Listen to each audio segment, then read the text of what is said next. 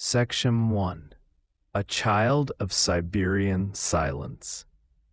Before Rasputin became a name whispered in the corridors of the Winter Palace, before nobles trembled at the thought of his influence, and before newspapers across Europe turned him into a symbol of Russia's decay, he was simply a boy in a remote Siberian village called Pokrovskoe. To understand the man he would become, one must begin here, far from royalty, far from political intrigue, in a place where time moved slowly, like a river thick with ice. Pokrovskoe in the late 19th century was a region defined by silence. Not an empty silence, but a living one. The soft creaking of wooden houses settling under snow. The whisper of wind slipping between birch trees. The distant howls of wolves echoing across flat, frozen expanses.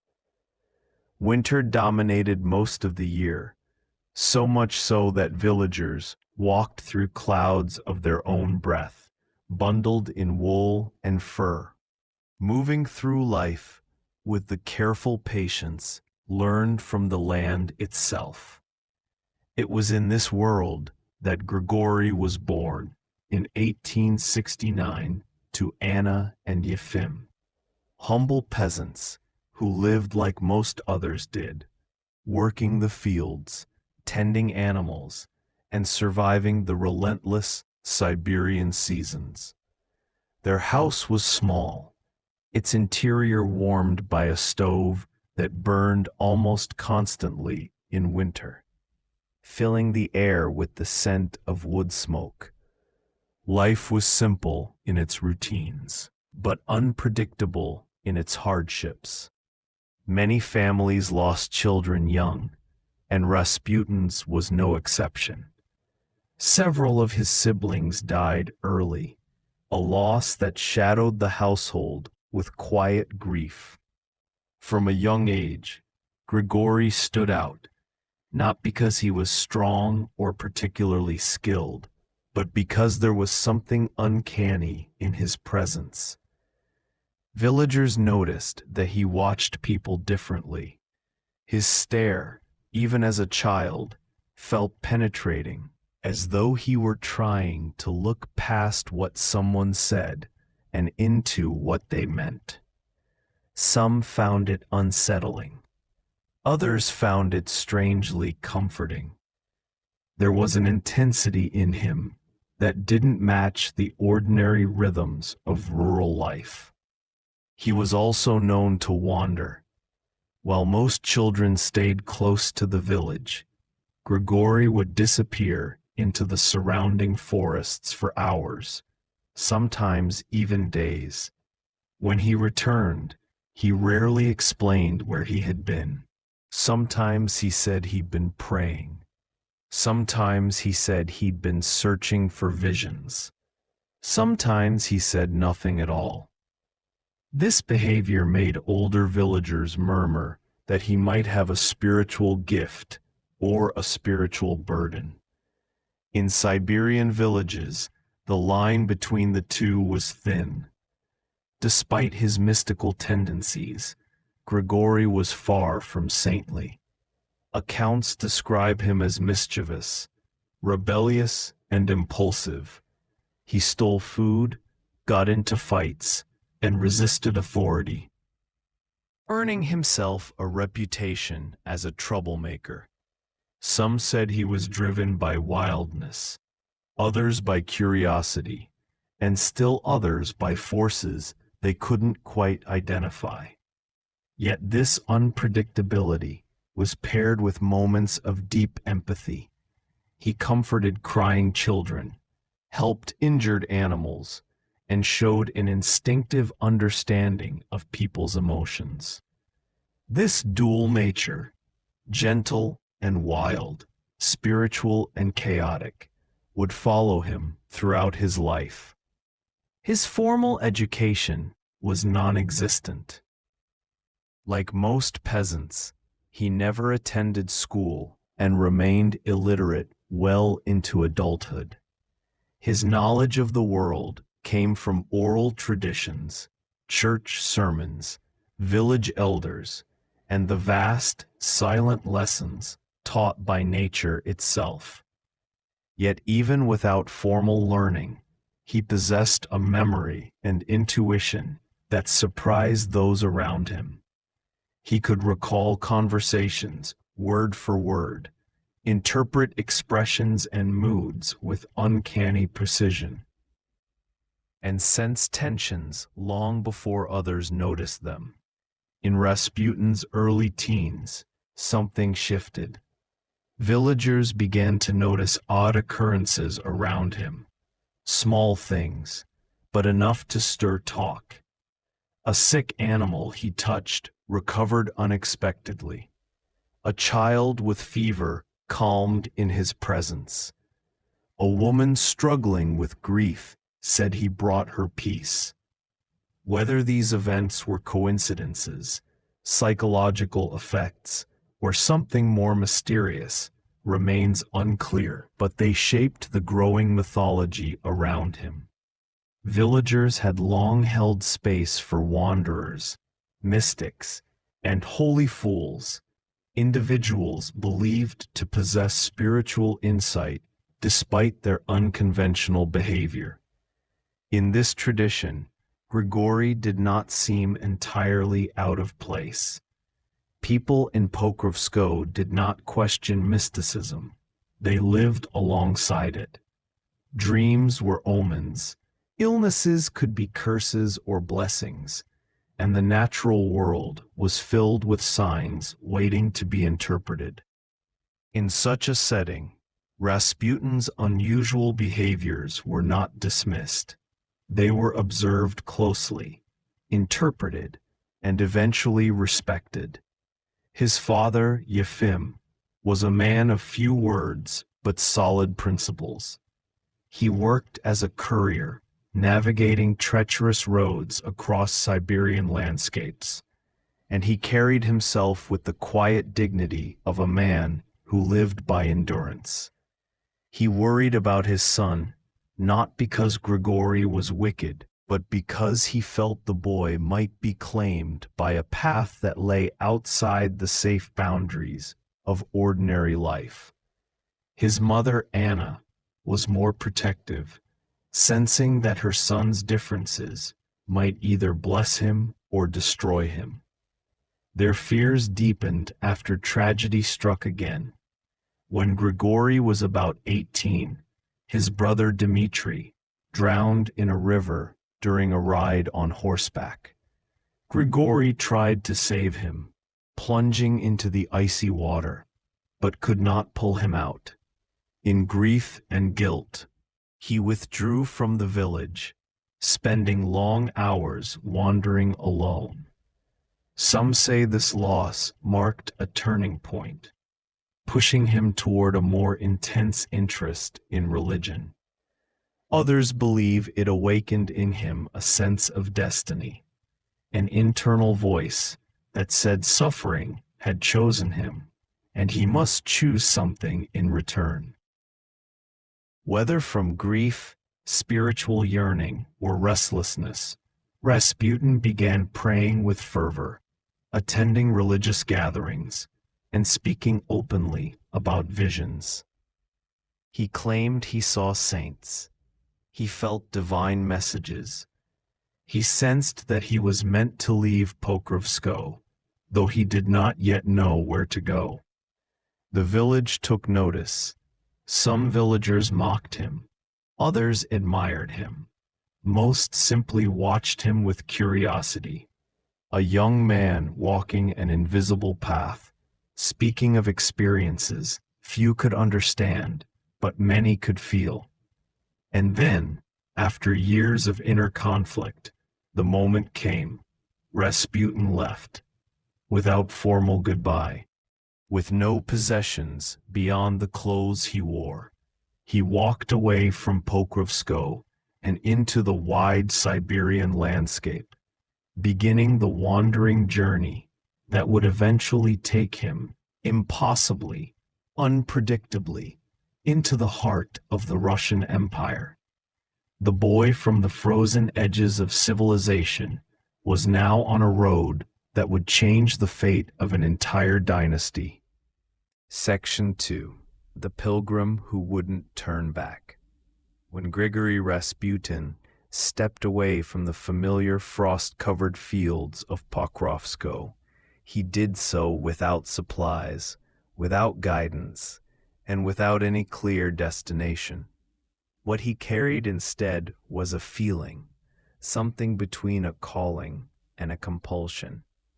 It was as though the vast, icy Siberian wilderness had gathered itself around him and whispered, "Walk." And so he walked. His early wanderings were not dramatic. They were quiet, slow, and sometimes painfully solitary. He slept anywhere he could: barns, stables, abandoned sheds, monasteries if they allowed him in. His boots wore down quickly, and there were stretches where he walked barefoot, the cold seeping into his bones. Hunger became a familiar companion, and he learned to survive on scraps, bread crusts, and whatever food compassionate villagers would offer. But as hard as the traveling life was, it felt to Rasputin like a shedding of skin. With each mile, he left behind a bit more of the restless, grieving young man he had been. And with each village he passed through, people whispered more about the strange Siberian wanderer with intense eyes and an unsettling calmness. In these early years, Rasputin was not yet the man who would captivate the Romanovs. He was rough, unwashed, and often awkward. But something in him was changing. He sought monasteries, holy men, and gatherings of spiritual seekers. Russia at this time was filled with a complex blend of traditional orthodoxy and mystical sects, groups that believed in direct visions from God, ecstatic prayers, and transcendence through suffering. Rasputin would encounter them all. One of the most influential stops in his journey was the monastery at Verkhoturye, deep in the Ural Mountains. The monastery was old, powerful, and respected by peasants across the region. Rasputin arrived there exhausted, dirty, and uncertain of what he was seeking. The monks accepted him only reluctantly. He was not a novice, not a nobleman, not a scholar, just a wandering peasant with a troubled look and a fierce hunger for spiritual meaning. But something remarkable happened behind those monastery walls. Rasputin began to pray with an intensity that startled even the monks. He would stand for hours in the cold church, unmoving except for the slow movement of his breath. He confessed endlessly, cried openly, and threw himself into prayer with the desperation of a man trying to outpace his own past. Monks described him as both zealous and unpredictable. Some were impressed, others were wary.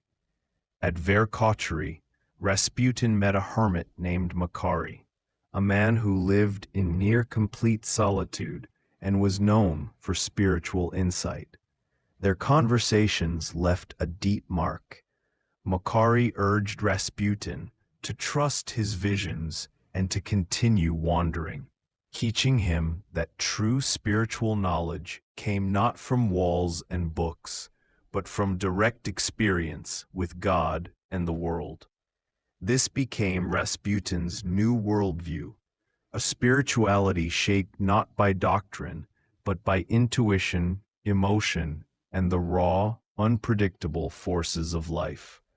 After several months, he left the monastery transformed. Some said he walked away with a strange glow in his eyes. Others said his stare had grown deeper, more penetrating, as if he could see into the future. Rasputin himself claimed that this was the moment he truly understood his purpose. He was meant to guide others, not through study, but through a spiritual energy that could not be taught, only lived. And so his pilgrimage continued. He wandered farther, sometimes alone, sometimes with small groups of travelers. He visited sacred sites, remote hermitages, and tiny villages where religion blended with folklore.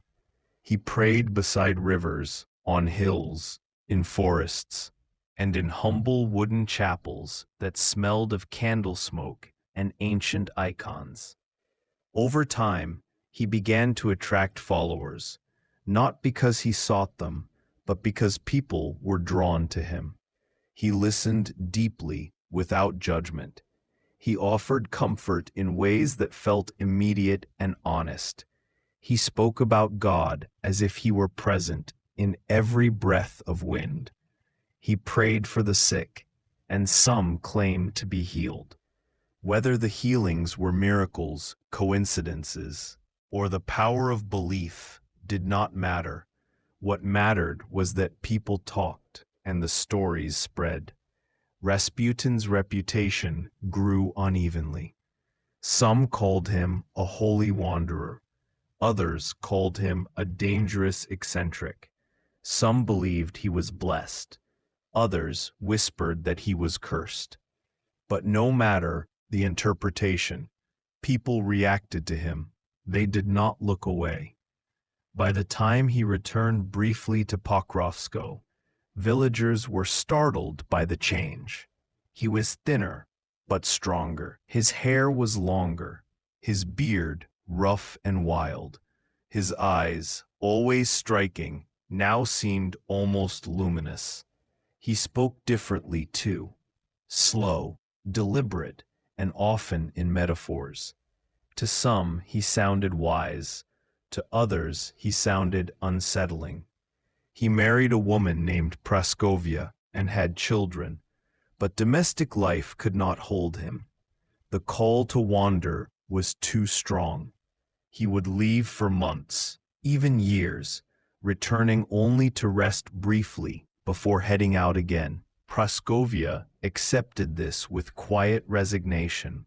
She believed he had a divine calling and did not try to stand in his way. These journeys hardened him and softened him at the same time. He learned resilience, how to endure cold, hunger, and exhaustion. But he also learned empathy, the ability to read suffering in others, to speak gently, to calm fear with a few whispered words. People began to refer to him as a starets, a wandering, holy man. The title was informal, but it carried weight. As Rasputin continued to travel, the world around him was changing. Russia was drifting toward crisis. Poverty was rising. Political unrest simmered. The monarchy was weakening. The people were desperate for spiritual signs, miracles, and figures who could offer hope. Into this unstable world, Rasputin walked with perfect timing, though he did not yet know it. What he carried from Siberia was not education, nobility, or wealth. It was presence, a strange, unpredictable, magnetic presence that made people feel seen, understood, and strangely hopeful.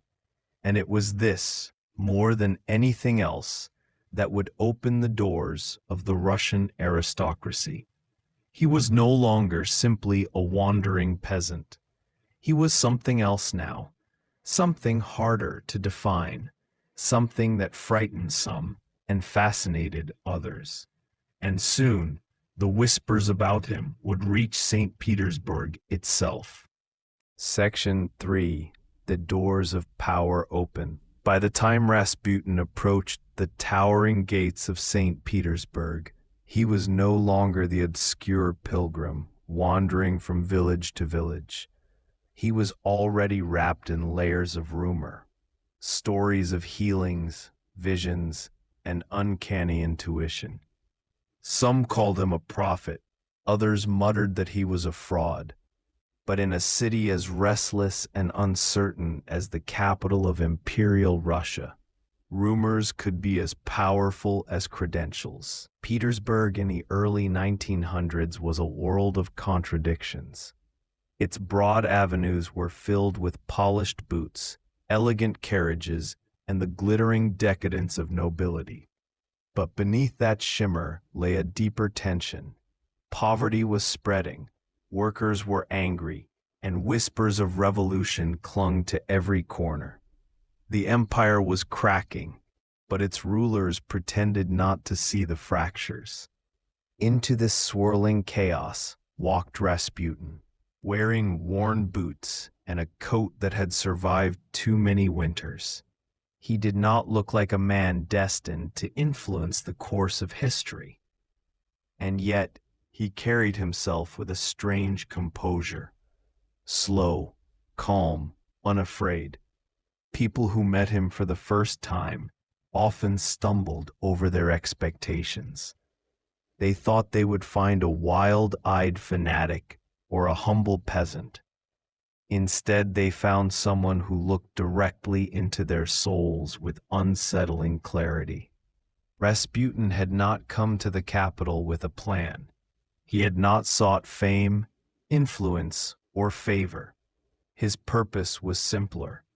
He wanted to see the spiritual heart of Russia, to meet its religious leaders, and to continue learning. But fate, guided by coincidence, charisma, and the deep yearnings of those he met, set him on a path he could never have predicted. The first major step toward the court began in the salons of aristocratic women. These gatherings were more than social events. They were the nerve centers of influence, where ideas, gossip, and connections flowed like wine. In these soft-lit rooms, filled with velvet cushions, chandeliers, and the lingering scent of perfume, Rasputin quickly became a subject of fascination. Aristocratic hostesses were drawn to the idea of a man who came from the vast, sacred silence of Siberia. To them, he represented something pure and untamed, untouched by the corruption of city life. His simplicity felt exotic. His intensity felt profound. He spoke slowly, with pauses that made his words seem heavier, more considered. He prayed with passion, sometimes with tears streaming down his face. And when he looked at people, they felt exposed, yet strangely comforted. It didn't take long before invitations multiplied. Some aristocrats wanted him for spiritual guidance. Others wanted him for entertainment, to dazzle their friends with his peculiar presence. And some simply wanted to be near someone who radiated conviction in an age when many felt directionless. In a world where everyone wore layers of politeness and artifice, Rasputin's rawness made him unforgettable. But what truly elevated his path to power were the women known as the pious circles. These were deeply religious noblewomen who believed Russia was on the brink of divine transformation. They were hungry for signs, visions, prophets, anything that might guide them through the uncertainty. When they encountered Rasputin, they believed they had found a spiritual vessel, a man touched by God. Word spread through these networks like wildfire. Soon, stories of the Siberian holy man reached the ears of someone whose influence exceeded all others, Empress Alexandra Fyodorovna. For Alexandra, faith was not an accessory, it was her anchor. She lived her life in a state of emotional vulnerability, deeply loyal, deeply anxious, and perpetually seeking spiritual meaning. Her greatest burden was her son, the young Tsarevich Alexei, fragile, hemophiliac, and constantly in danger of bleeding to death from even the smallest injury. No medicine brought lasting help. No doctor could promise safety. Her desperation was quiet, but immense. So when she heard that a holy wanderer with healing abilities had arrived in the capital, she did not dismiss the idea. She listened. She hoped. She wondered, could God truly have sent someone? The first meeting between Rasputin and the imperial couple is almost mythical in its retellings. Candlelit rooms, heavy curtains, the soft rustling of uniforms and dresses. Rasputin entered humbly, bowing deeply, his hands shaking slightly from the weight of the moment. Nicholas and Alexandra observed him with the caution of rulers, but the yearning of parents. What struck the Empress immediately was not his appearance, but his eyes, glowing, piercing, calm, and yet strangely sorrowful. Rasputin spoke softly, like a man who knew he was stepping into a sacred space. He asked nothing for himself. He offered prayers for the imperial family and gently asked to see the ailing boy, Alexei. The details of that first encounter vary depending on the source.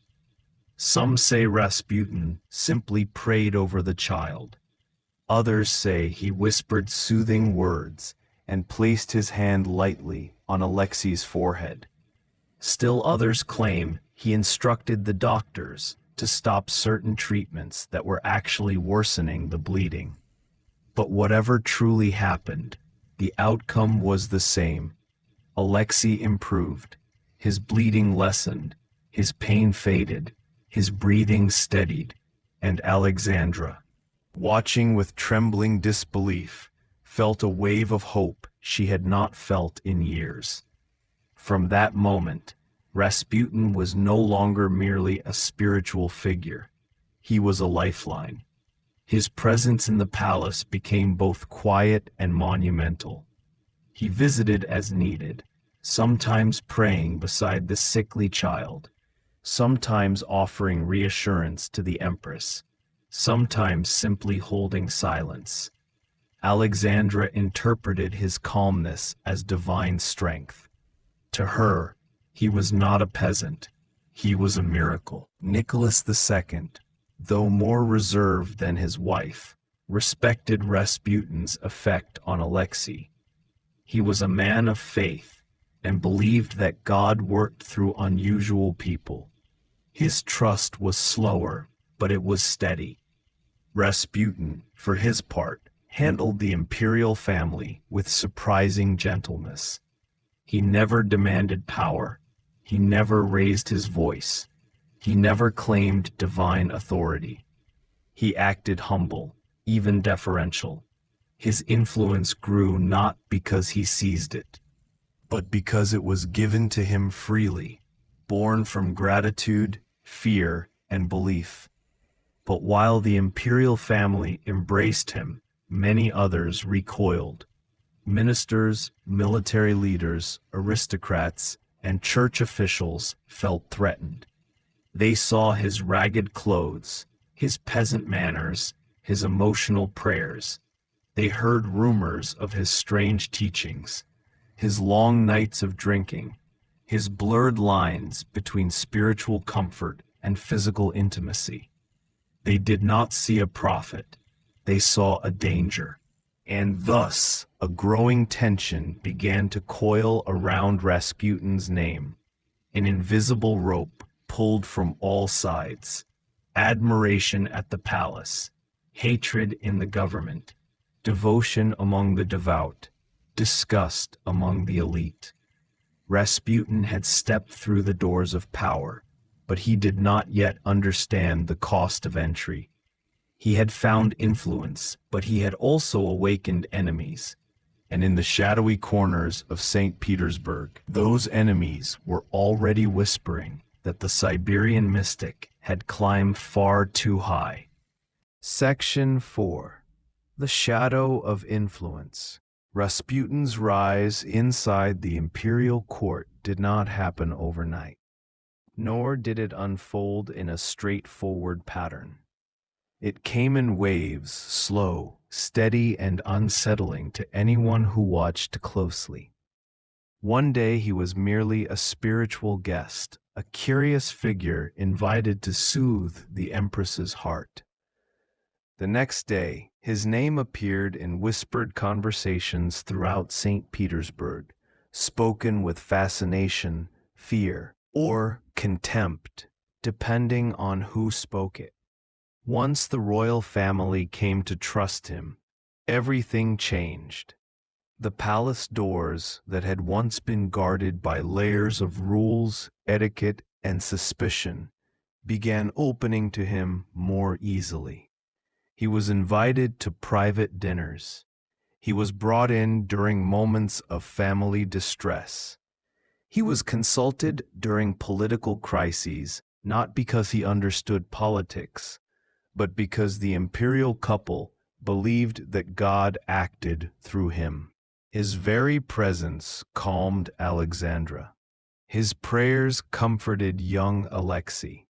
And for Nicholas, who struggled with decision-making, Rasputin's confidence often felt like clarity.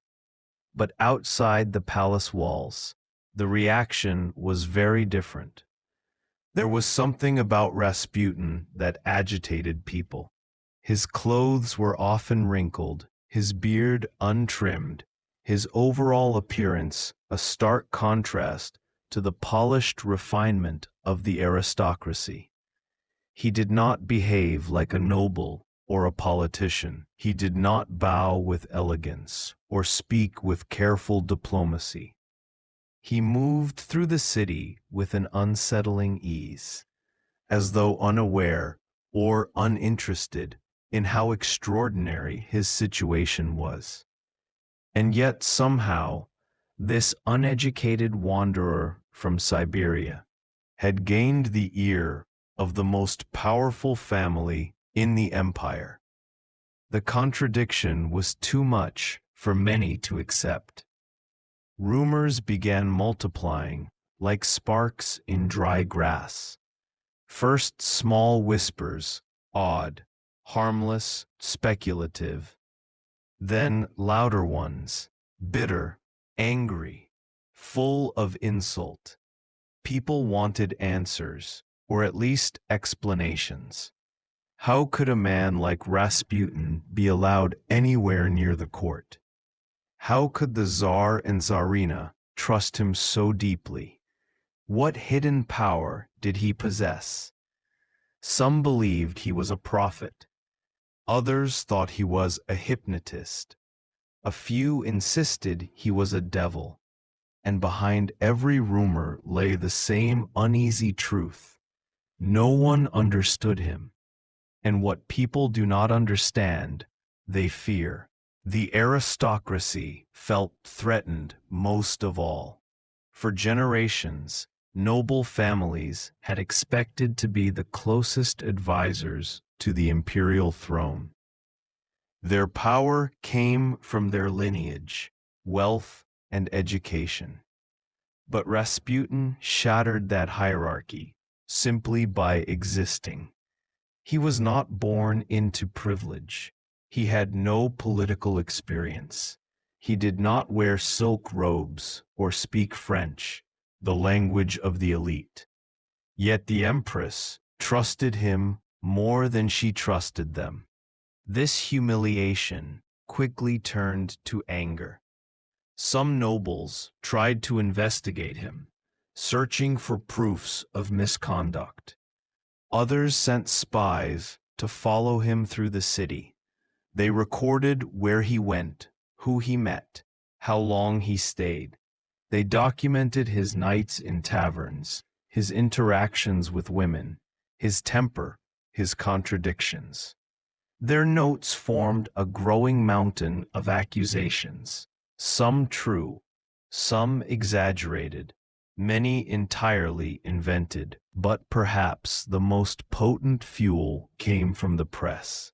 At the time, Russia's newspapers thrived on sensationalism. They loved scandals, mysteries, and stories that shocked their readers. Rasputin was perfect for them, an irresistible combination of danger and drama.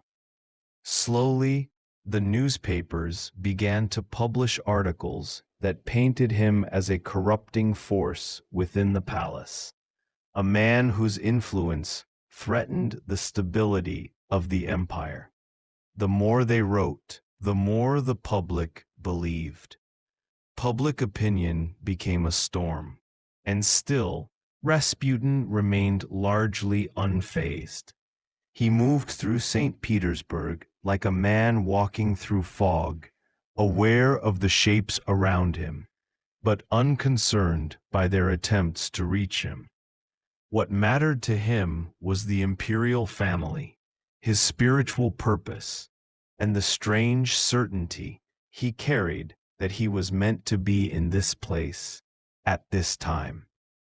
But no matter how calm he appeared, he could not be blind to the tension building around him. He saw the glares from aristocrats. He heard the whispers behind his back. He noticed when certain doors closed abruptly as he walked by. He sensed the growing hatred, especially among those who believed he was disrupting the natural order. More importantly, he noticed the shift inside the church. At first, some clergy had welcomed him with cautious curiosity. They admired his piety and his dedication to prayer. But as his reputation grew more complicated, many religious leaders turned against him. They feared he was damaging the church's credibility. They resented that he presented himself as a man touched by God, while living a lifestyle that often contradicted spiritual discipline. The church began investigating him as well, gathering testimonies, questioning his teachings, and scrutinizing his behavior. These examinations did not stop him, but they added another layer of hostility. Even within the palace, cracks began to form. Servants whispered that he entered private rooms too freely. Guards resented having to open doors for him. Some advisors tried to warn Nicholas and Alexandra, urging them to distance themselves from the mystic before the situation became dangerous. But the imperial couple refused. They believed the accusations were driven by envy and malice. They believed Rasputin was being persecuted for his holiness, not his faults. Most importantly, they believed he was essential for Alexei.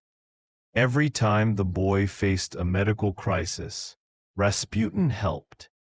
Whether through prayer, emotional comfort, or coincidental timing, the child improved, and each improvement strengthened the Empress's conviction that Rasputin had been sent by heaven itself. So the whispers outside grew louder, the hostility sharper, the resentment deeper, and with each passing month, the shadow surrounding Rasputin stretched longer, not because he sought power, but because he represented something no one else could explain, predict, or control. The most dangerous kind of influence is the influence people cannot understand. And Rasputin carried that aura with him like a shroud. St. Petersburg was reaching a boiling point, politically, socially, spiritually. The empire was fragile, and Rasputin had become a symbol of everything people believed was wrong. He was a mirror in which they saw their fears, frustrations, and the slow crumbling of a world they thought would last forever. And as that world trembled, the idea of removing Rasputin by any means necessary began to form in certain minds, quietly and dangerously. The storm was coming, but Rasputin, wrapped in his strange confidence, still walked as though the wind had not yet touched him. Section 5. The Spying Eyes of St. Petersburg. If Rasputin felt the rising hostility around him, the city certainly felt him. His presence seemed to ripple across St. Petersburg like a disturbance in calm water. People followed him with their eyes. Conversations paused when he entered a room. His name traveled faster than the wind itself, carried by voices eager to repeat every rumor, every sighting, every whisper that hinted at scandal. But beyond the chatter, beyond the gossiping salons and murmuring taverns, there existed a much more systematic kind of observation, surveillance. St. Petersburg had always been a city of watchers. Its wide boulevards, shadowy alleys, and layered aristocratic networks made it a place where secrets traveled invisibly. Politicians spied on their rivals. Nobles hired informants. Even the police maintained quiet files on those deemed suspicious. But when it came to Rasputin, the scale of observation reached a new extreme. Everyone wanted to know everything about him. Not because he held an official position, he didn't. Not because he commanded political authority, he never did. But because he stood so close to the imperial family that even his quietest words might become decisions with national consequences. From the moment he stepped out of the palace gates, eyes followed him. Some belonged to hired spies, men paid by noble families, terrified of losing influence. Others belonged to journalists who hoped to catch him in a moment of misbehavior. Still others belonged to ordinary citizens who simply wanted to see the infamous Mad Monk for themselves. Even the secret police watched him. Not openly, not aggressively, but closely. They maintained discreet distance, recording his movements, noting his associates, tracking his habits. In a city where politics, religion, and superstition intertwined, Rasputin was impossible to ignore. But perhaps the strangest part was this: Rasputin did not hide. He walked through the city with long, heavy strides, unhurried and unbothered, as though unaware that dozens of eyes tracked each step. He spoke loudly, laughed freely, argued openly, and prayed passionately. He visited bathhouses, taverns, churches, and private homes with the same careless ease. He traveled from humble districts to aristocratic mansions, leaving behind people who adored him, despised him, or couldn't decide which feeling was stronger. Spies documented it all. They wrote notes in cramped handwriting, filling pages with observations. Rasputin seen at the home of Lady X. Rasputin left a tavern at midnight. Rasputin met with several noblewomen. Rasputin argued with a merchant on the street. Rasputin attended private prayers with the Empress. Some reports were factual. Many were embellished. A few were complete inventions designed to damage his reputation. but all of them fed into a growing archive of suspicion. As the files expanded, so did the paranoia. Every noble who opposed him claimed to have evidence of wrongdoing. Every newspaper that sought profit published the most shocking accusations. Every politician looking for leverage repeated stories that painted Rasputin as a dangerous manipulator. It didn't matter whether these stories were true. In politics, perception is often stronger than reality. By mid-1915, Rasputin had become the most observed man in the empire. His steps echoed through the city like signals, each one interpreted and misinterpreted by people desperate to understand how he had risen so far and so fast. But despite the surveillance, there was something elusive about him. No one could fully predict his actions. He was inconsistent, impulsive, guided by intuition rather than logic. This unpredictability frustrated those who tried to decipher him. They wanted patterns, motives, strategies, the kind of behavior they were used to in political circles. Instead, they found contradictions. He spent his nights in revelry, but began his mornings in prayer. He gave spiritual advice even as he broke moral rules. He claimed to have no interest in politics, yet his words influenced political decisions. He seemed both dangerous and harmless, holy and sinful, foolish and wise. Such contradictions made him more unsettling than if he had been clearly villainous or clearly virtuous. But the most important watchers of all were not the spies, journalists, or nobles. They were the people of St. Petersburg themselves.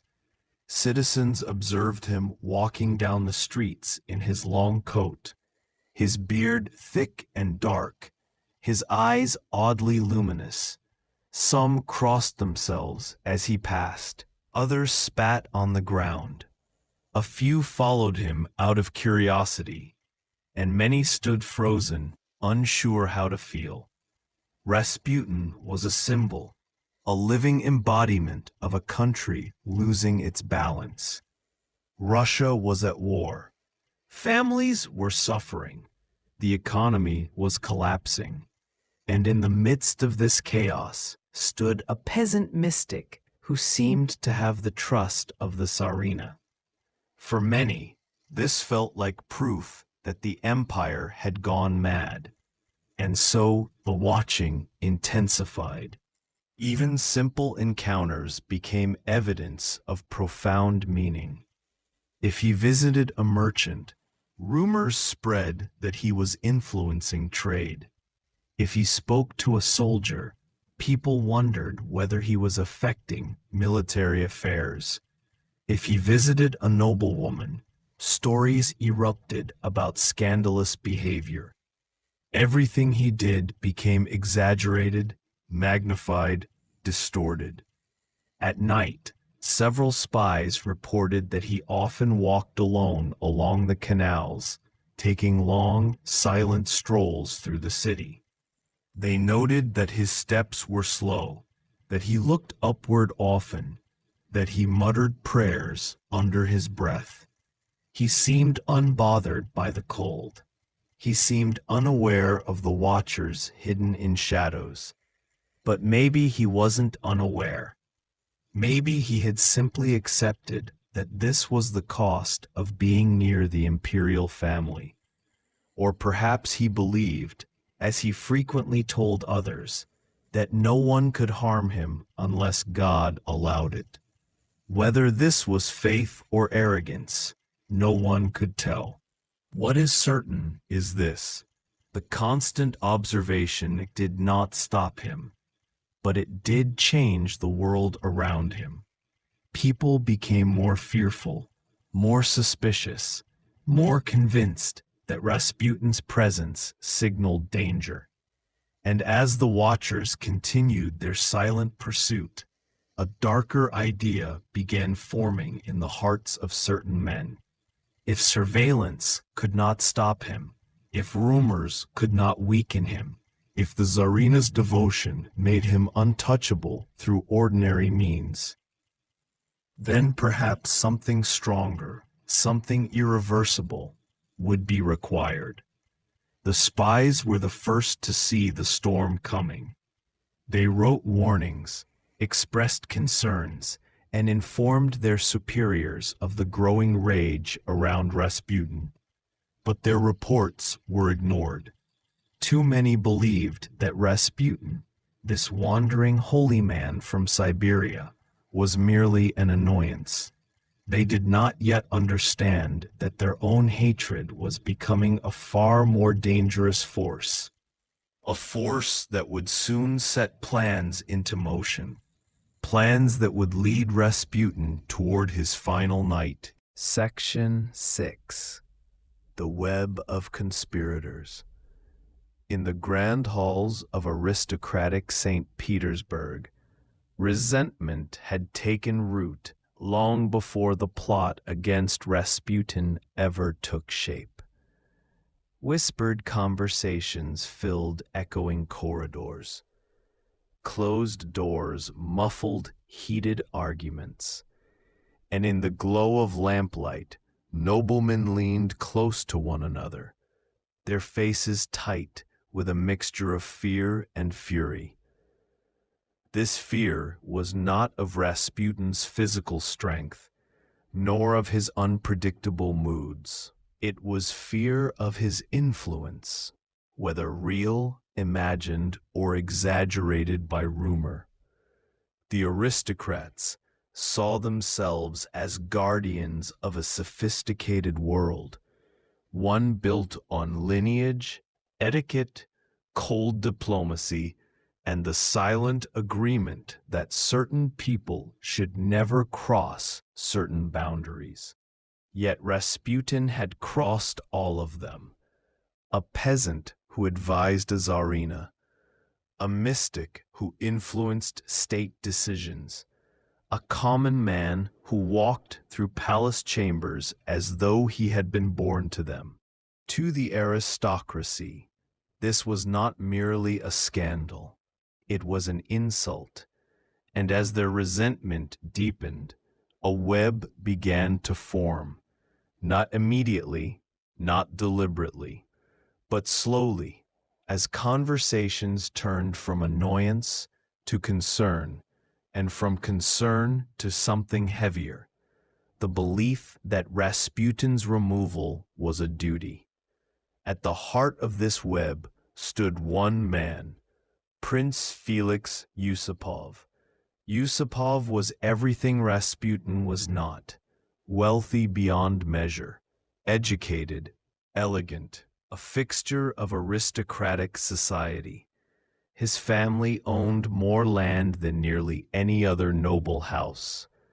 Their palaces shimmered with gold and marble, filled with art and jewels accumulated over centuries. Yusupov had traveled Europe, studied in Oxford, and enjoyed the privileges of a life cushioned from struggle. Yet despite all this, he felt powerless. Powerless because Rasputin held a position no noble could claim: the trust of the Empress. Yusupov first spoke of his concerns cautiously, uncertain how far others would be willing to go. But he soon discovered that resentment had already spread widely. Noble families, politicians, and even officers in the military complained privately about Rasputin's influence. They blamed him for the empire's instability and believed, sometimes sincerely, sometimes conveniently, that he threatened the very fabric of Russia. The web grew. Into it stepped Grand Duke Dmitry Pavlovich, cousin of Tsar Nicholas II, a man of noble blood and disciplined manners, Dmitri carried himself with the quiet dignity of someone raised within the imperial circle. He was no reckless adventurer. He was a soldier, a man trained in duty and restraint. But even he could not ignore how discussions of Rasputin overshadowed military concerns, diplomatic decisions, and even the reputation of the royal family. Dmitri's presence changed everything. With him involved, the conspiracy gained not only legitimacy, but also confidence. A Grand Duke plotting against Rasputin suggested that the matter was not merely social irritation. It was a national concern. Still, the plan needed more. It needed someone who understood the political world more deeply than a prince or a duke. Someone who could articulate the danger Rasputin posed with a precision that sounded almost academic. This someone was Vladimir Purishkevich. Purishkevich was a fierce conservative politician, known for his booming voice and passionate speeches. He despised Rasputin openly, so openly, in fact, that even the Tsar had heard of his accusations. But while Purishkevich's hatred was not subtle, it was strategic. He believed that eliminating Rasputin was not only necessary, but patriotic, that the empire would collapse if they did nothing. With Purishkevich's involvement, the conspiracy became grounded in political urgency rather than personal bitterness. The final member of the core circle was Dr. Stanislaw Lazavert, a physician with connections to both political and aristocratic circles. He acted as the practical mind of the group, the one who could obtain certain substances, arrange certain logistics, and provide medical understanding of how to carry out their plan. Each man had his own motives. Yusupov wanted to restore his class's sense of superiority.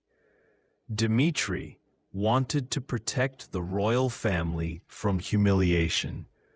Purishkevich wanted to save Russia from what he believed was moral corruption. Lazavert wanted to prevent what he saw as the weakening of the empire. But though their motives differed, their conclusion was the same. Rasputin had to be removed. And so the web tightened. Their meetings were secret, usually held in dimly lit rooms far from the palace. Sometimes they gathered in Yusupov's lavish home, the scent of polished wood and perfume mixing with the weight of conspiracy. Other times they met in Purishkevich's quarters, the atmosphere more severe and political.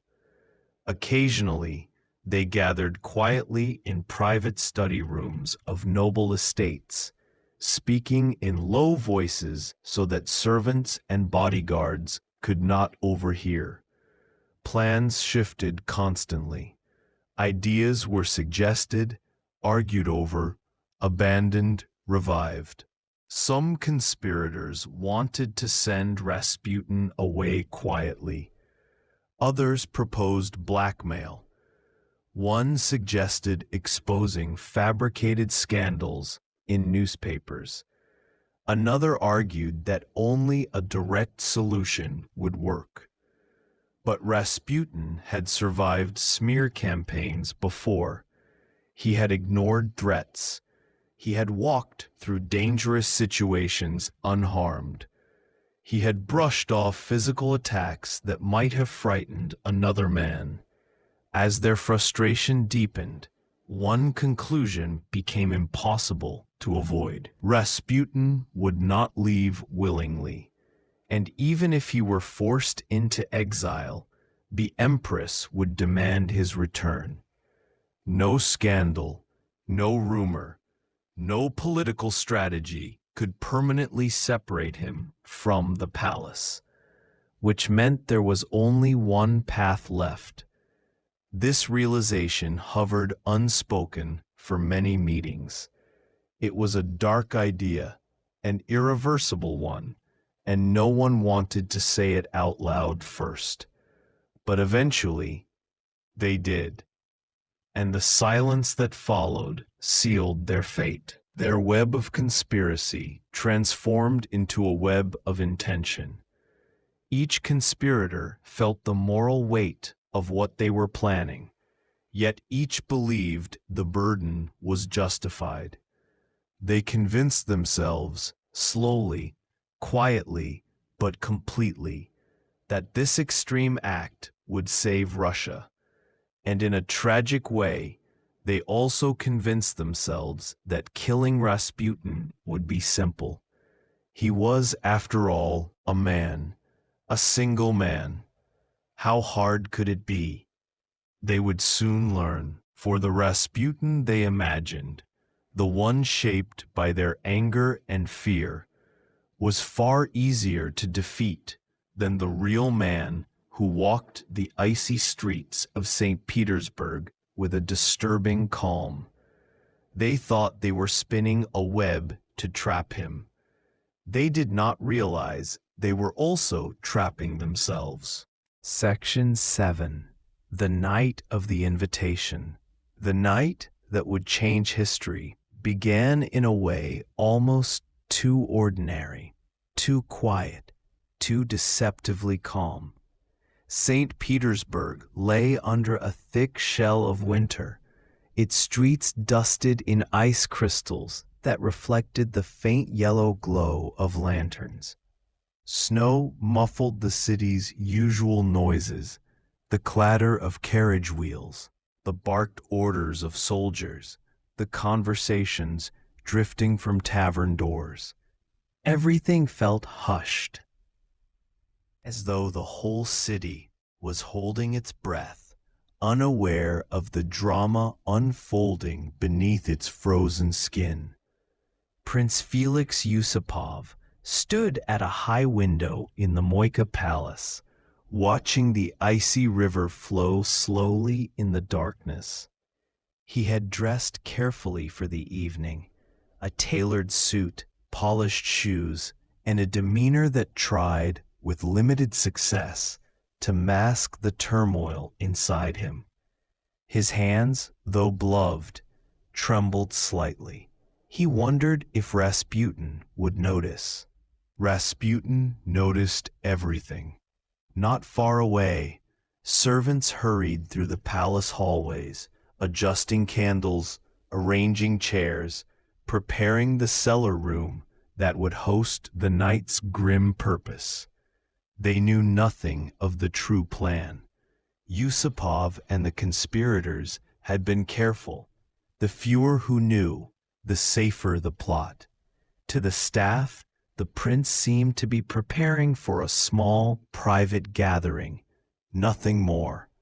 One floor below the glittering ballroom, in the dimly lit basement, the conspirators whispered their final preparations.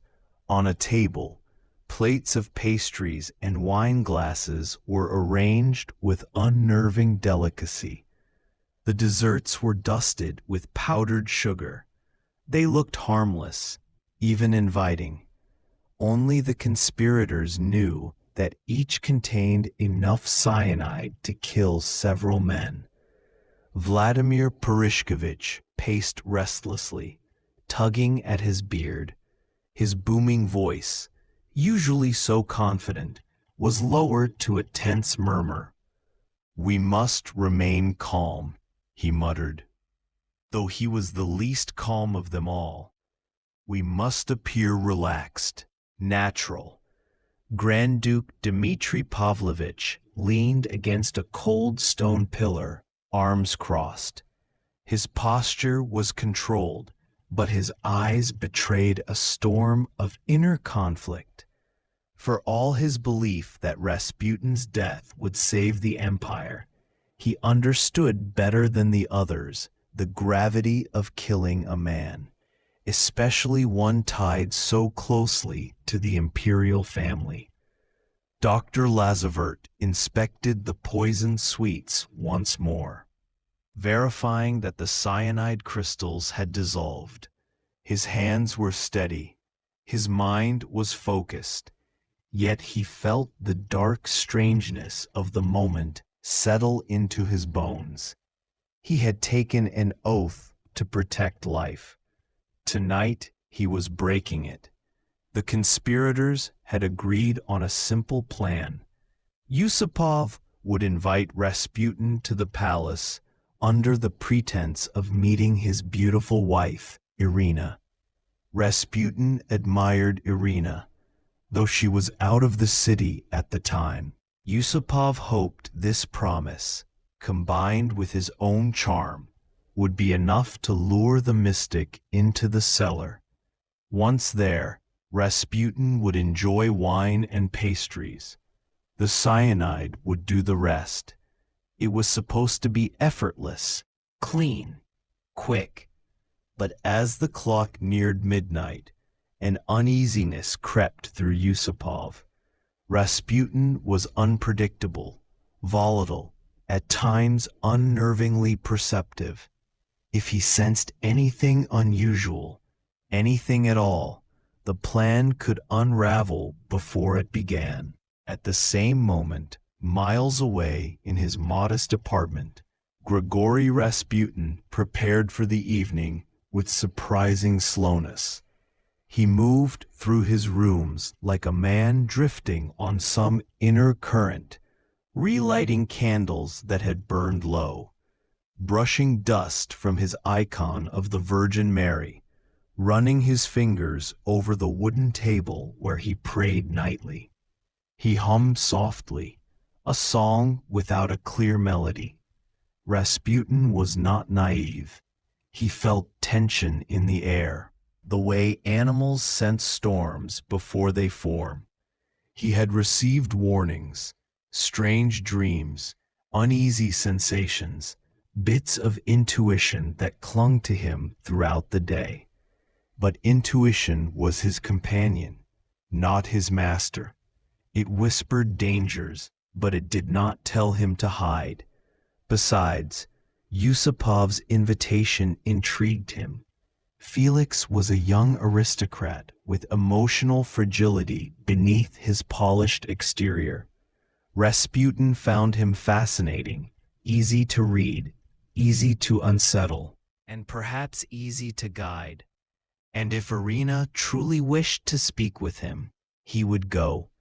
Rasputin never refused attention, especially from those within the palace's glittering orbit. He wrapped himself in a heavy coat, pulled his fur hat low over his tangled hair, and stepped into the winter night. The air bit at his skin. The snow beneath his boots groaned like a living thing. A carriage waited to take him to the Moika Palace. As he climbed inside, Rasputin murmured something under his breath, perhaps a prayer, perhaps a warning to himself. The driver heard nothing clearly, only the faint sound of a man speaking, as though to invisible listeners. Back at the palace, Yusupov heard the carriage wheels approach. His stomach dropped. "It's time," he whispered to the conspirators, his voice barely audible. He ascended the stairs slowly, forcing his breathing to steady. When he reached the palace entrance, he adjusted his coat, smoothed his hair, and opened the door with a practiced smile. There stood Rasputin. Snowflakes clung to his beard. His eyes, pale and penetrating, flickered between amusement and suspicion. "Felix," Rasputin greeted, his smile uncomfortably wide. "You kept me waiting." "My apologies," Yusupov replied. "Please, come inside. Irina is eager to meet you." "Is she?" Rasputin asked, stepping into the warm marble foyer. Something in his tone made Yusupov's pulse quicken, but Rasputin did not question further. He followed the prince through ornate hallways, past chandeliers that sparkled like frozen constellations. Each step echoed faintly. When they reached the stairway to the basement, Yusupov forced himself to sound casual. "We arranged the meeting downstairs. It's quieter." Rasputin nodded slowly, his expression unreadable. Together they descended. The air grew colder. The walls narrowed. The glow of candlelight flickered softly. And then, the cellar. Rasputin stepped inside, taking in the table set with wine and pastries. For a moment, he said nothing. He simply lifted his head slightly, as though sensing something beyond the room itself. Yusupov felt the hairs on the back of his neck rise. "Please," he said, gesturing to the table, "have something to eat while we wait." Rasputin's gaze drifted toward the desserts, then to Yusupov's trembling hands. The silence stretched. Then Rasputin smiled, a slow, uncomfortably wide, knowing smile. "I see," he said quietly, "a celebration." And he sat down. The trap had closed, but nothing, absolutely nothing, would unfold the way the conspirators expected. Section 8. The Poison That Did Nothing. For a moment after Rasputin sat, everything in the cellar felt frozen in place. The candles flickered softly. The air held a faint scent of wine and stone. The conspirators upstairs waited in a fragile, trembling silence, listening for any sign that their carefully crafted plan was beginning to work. And below, Yusupov forced himself to smile, though every part of him wanted to flee from the room.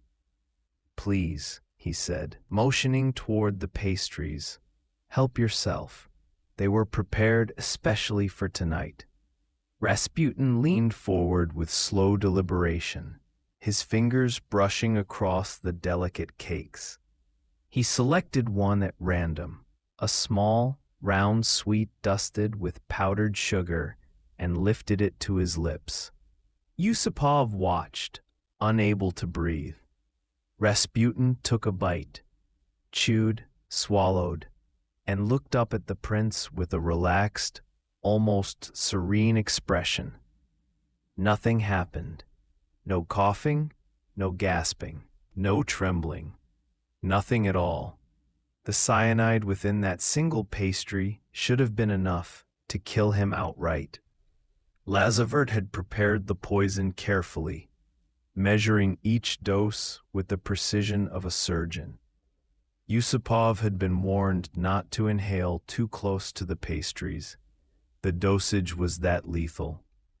But Rasputin simply reached for another.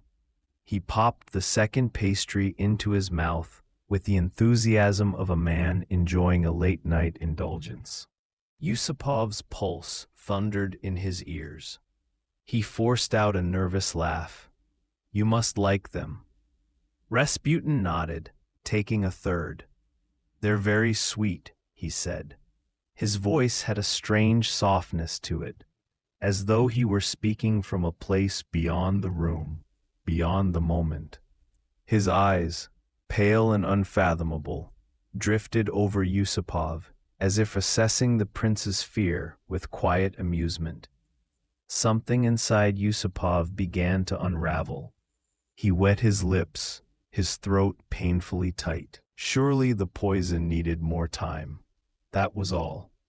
Perhaps the dosage, though high, wasn't acting immediately. Perhaps Rasputin's stomach was emptier or fuller than expected. Perhaps. But as Rasputin lifted the wine glass and took a deep sip, still perfectly composed, panic began to coil inside Yusupov like a tightening rope. Above them, the conspirators waited for a signal, a shout, a crash, anything. But all they heard was the muffled murmur of conversation. Desperate to make the scene look natural, Yusupov tried to speak normally. "Tell me, how have you been feeling lately?" Rasputin shrugged. "As God wills." The mystic leaned back casually in his chair, clasping his hands over his stomach.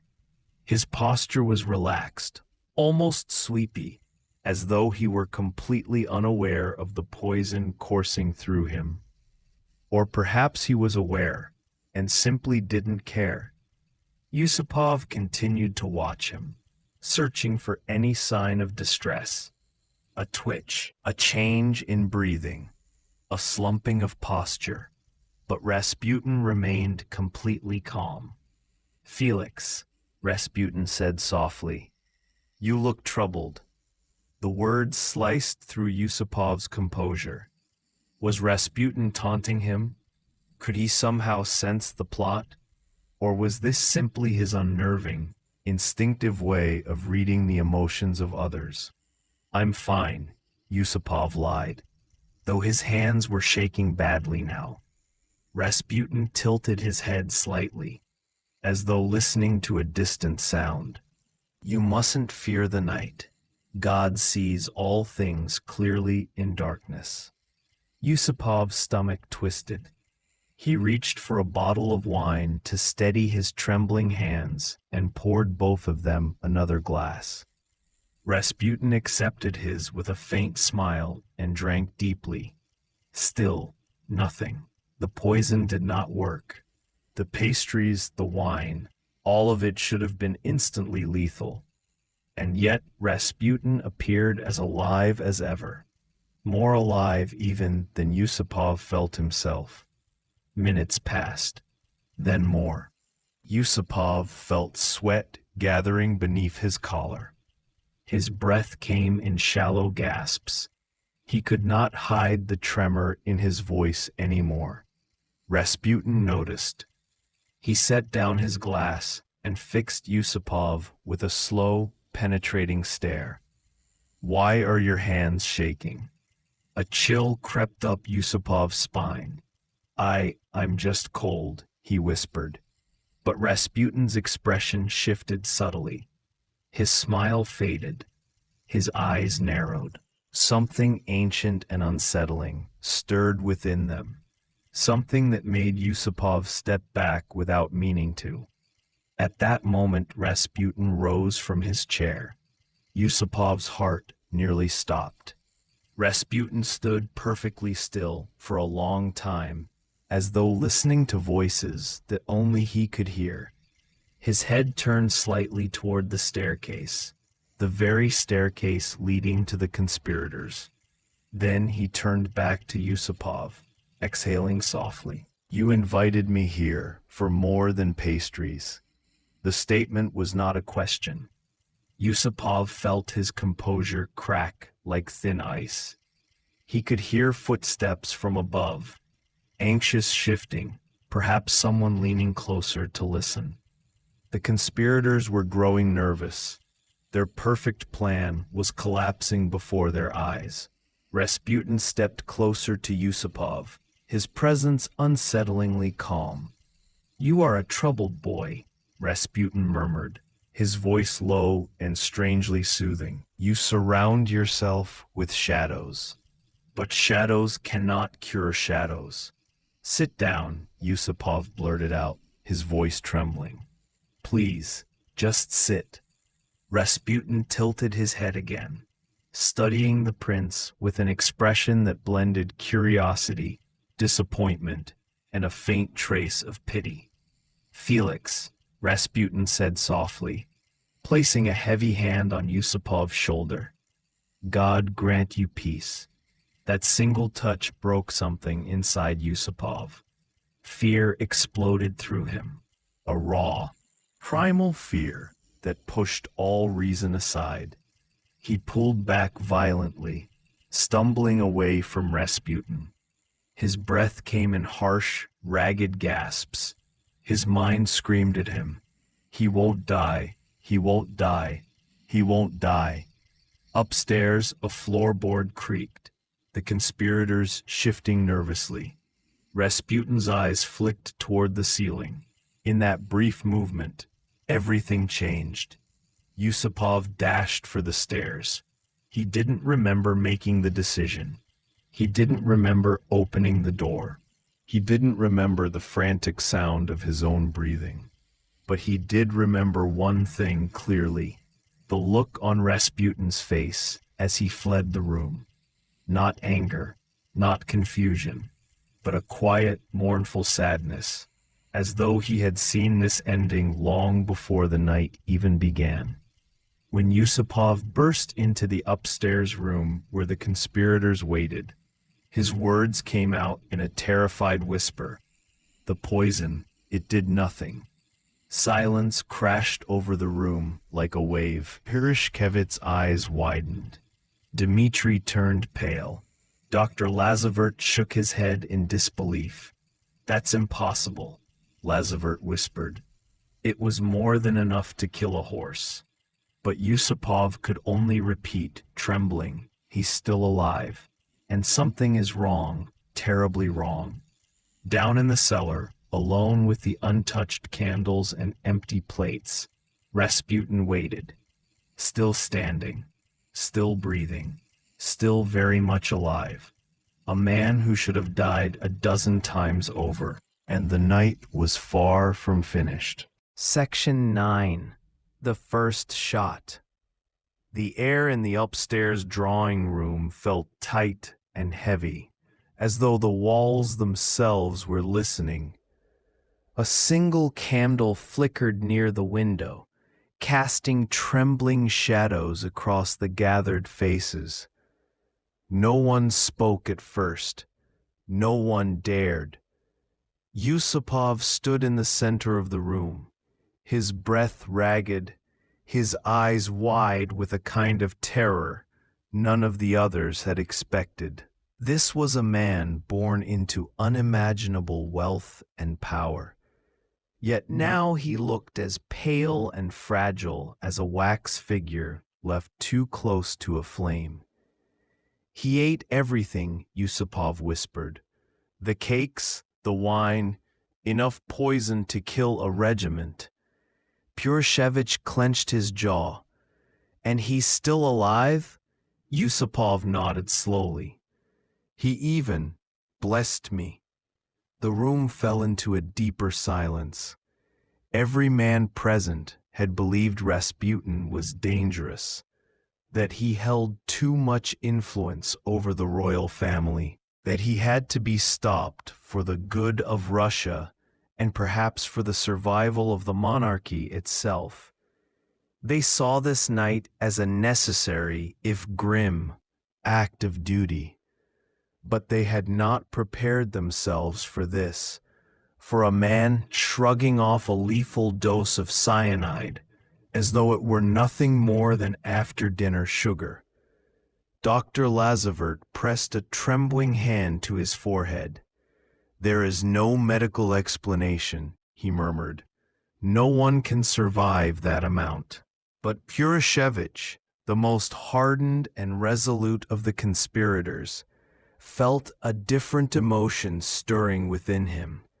Not fear, not confusion, rage. "He is a devil," Purishevich hissed under his breath. "A charlatan protected by demons. He will not leave this house alive." Dmitri looked between the men nervously. "What do we do now?" Purishevich's hand slid instinctively toward his coat. His fingers brushed cold metal. "We shoot him." Yusupov felt his knees weaken. His hands trembled uncontrollably. "No, wait. If I go back first, he'll know something is wrong. He already suspects. He looked at the ceiling. He heard you." Purishevich narrowed his eyes.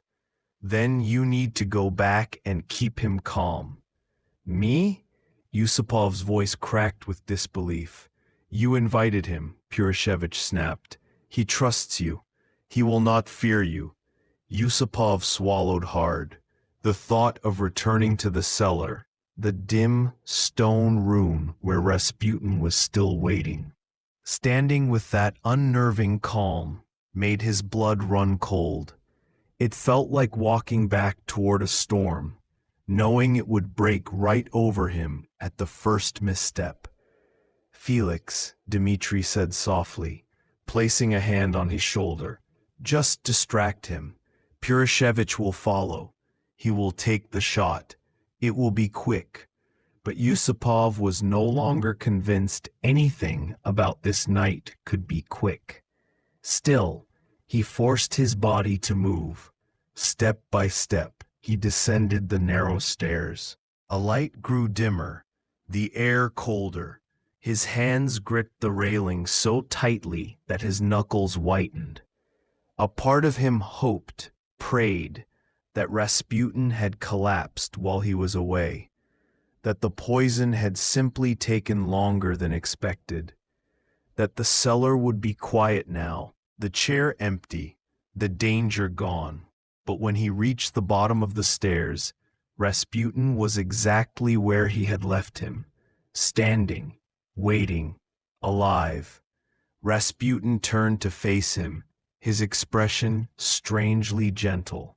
"You were gone a long time, Felix." Yusupov tried to smile, but the muscles in his face refused to cooperate. "I had to check on something." Rasputin stepped closer, his boots echoing softly on the stone floor. "You are nervous tonight." His voice had a hypnotic softness, a tone that seeped into the mind like warm smoke. Rasputin's presence filled the room, not through any physical size, but through a quiet, overwhelming gravity. Yusupov nodded weakly. "It's been a long day." Rasputin placed a hand on his shoulder. This time the touch felt heavier, more deliberate. Yusupov felt the weight of it deep in his bones. "You should not fear me," Rasputin whispered. Upstairs, Purishevich waited, gun in hand. Every second felt like an eternity. When Yusupov did not call out or signal, he took a slow breath, tightened his grip, and began down the stairs. His footsteps were quiet, but not silent. Rasputin's head turned, his eyes widened, only a fraction, but enough to show that he understood instantly. Something was coming, something final. Yusupov stepped back, heart hammering. Purishevich reached the bottom step, raising the revolver in a smooth, practiced motion. Rasputin looked between the two men. For the first time all night, the calmness in his face shifted, if only slightly, not to fear, but to a deep, weary disappointment. "Felix," he whispered softly, as though addressing a child who had made a painful mistake. Purishevich pulled the trigger. The revolver cracked like a whip, the sound exploding through the cellar with brutal force. The echo rattled the wine bottles, shook dust from the ceiling, made Yusupov's ears ring. The bullet hit Rasputin square in the chest. His body jerked once, his mouth opened in a silent gasp. His eyes, always unsettling, always intense, seemed to cloud over with a sudden wave of darkness. His knees buckled. He collapsed to the floor, sprawling onto the thick carpet beside the table. Yusupov staggered backward, covering his mouth with trembling hands. Purishevich approached the fallen body cautiously, but triumphantly. "It's done," he said. "He's finished." The cellar went still, silent, almost peaceful. Yusupov stepped closer, staring at Rasputin's unmoving form. His body was limp. His breathing had stopped. His eyes were half open, glassy and lifeless. Blood pooled beneath him in a slow, spreading shadow. At last, it seemed, the nightmare was over. The conspirators upstairs heard the gunshot and came rushing down. Dmitri stared at the body with wide, anxious eyes. Lazavert knelt beside Rasputin briefly, checking for a pulse. "There's nothing," he said. "He's dead." Purishevich let out a long exhale. Thank God. Yusupov felt his entire body sag with relief. His fear released him, like a tension melting away from the spine. For the first time in hours, he allowed himself to breathe deeply. It was over. Rasputin was dead. They all believed it. They were wrong. Terrifyingly wrong. Because in a few minutes, when the men left the cellar, something impossible would happen. Something that would turn this night from a murder into a legend. Rasputin would rise again. Section 10. The Unbelievable Resurgence. The cellar, now eerily quiet after the first shot, seemed to hold its breath. Candles flickered as if unsettled by an invisible wind, shadows trembling across the stone walls. Yusupov and Purishkevich, along with Dmitri and the other conspirators, stood frozen over Rasputin's body, watching the stillness as if the universe itself might intervene. "Check him again," Purishkevich ordered, his voice a mixture of triumph and unease. "Doctor." Lazavert knelt beside Rasputin, lifting his head slightly. The lifeless eyes, glassy and unseeing, stared into the darkness above. Lazavert placed 2 fingers on the neck, then shook his head. "No pulse. He is gone." Yusupov felt a shiver run down his spine. The room should have felt victorious, yet the atmosphere pressed down upon them, a weight of uncertainty that refused to be dismissed. Purishkevich's hand tightened around the revolver. "Let's move him upstairs. Get him out of this place." Yusupov, trembling, helped lift Rasputin's limp body. Every step up the narrow stairs felt like moving through a dream. The thick scent of wine and blood hung in the air, clinging to their clothes. The candlelight caught on Rasputin's pallid skin, highlighting the sharp angles of his face, now frozen in a quiet expression of almost too serene calm. When they reached the drawing room, a sense of finality washed over the men. The act was complete. Rasputin, the man who had seemed untouchable, had been struck down. And yet, something was wrong. A subtle shift, imperceptible at first, began to ripple through the air. Yusupov noticed it first, a faint twitch of Rasputin's fingers. He froze. "Did you see that?" he whispered to Dmitri, who shook his head, thinking it a trick of the candlelight. "No," Dmitri replied, though his voice carried an edge of doubt. Purishkevich ignored them. "We need to hide him before anyone else comes." He ordered 2 servants to prepare a carriage. Lazavert carefully checked Rasputin's chest again. No pulse, no sign of life. The men were convinced it was over. They wrapped the body in a heavy cloak and carried it outside. The winter night was bitter, the air crisp and sharp, the moon casting a silver sheen over the snow-covered grounds. They placed Rasputin into the carriage and pulled the covers tight, ensuring he could not move. It was a small mercy for those who believed him truly gone. But the universe had other plans. A few minutes later, Yusupov leaned over the side of the carriage to adjust the heavy cloak. And then he saw it. Rasputin's hand, pale and limp, was no longer entirely still. There was a subtle curl of the fingers, almost imperceptible, but unmistakable, a tiny, almost mocking movement. Yusupov stepped back with a sharp intake of breath.